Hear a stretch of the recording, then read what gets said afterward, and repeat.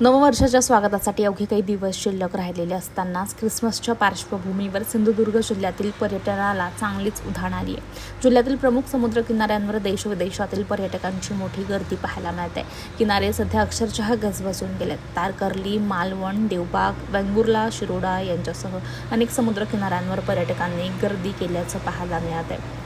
Hotels, resorts, homestay जवळपास house full झाल्याचं चित्र आहे। त्यामुळे स्थानिक व्यावसायिकांमध्ये देखील उत्साहाचं वातावरण निर्माण झालंय।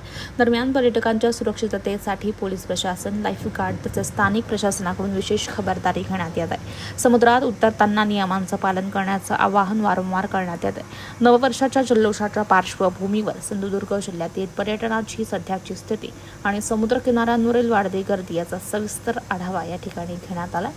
आमचे प्रतिनिधी सिंधुदुर्ग प्रतिनिधी समीर महाडेश्वर यांनी याबाबतचा आढावा घेतला। मागील वर्षाला विसरून नवीन वर्षाची सुरुवात करण्यासाठी आम्ही ह्या मालवणला ह्या कोकणामध्ये भेट दिलोय।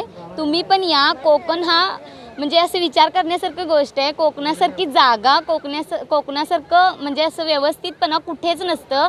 कोकण खूप भारी आहे। त्यामुळे तुम्ही पण कोकणाला व्हिजिट द्यायला नक्की या आणि कोकणमध्ये यायचं झालं तर मालवणला नक्की व्हिजिट द्या। थँक्यू। तळ कोकणामध्ये सध्या आपल्याला पर्यटनाचा हंगाम मोठ्या प्रमाणात सुरू असताना पाहायला मिळतोय।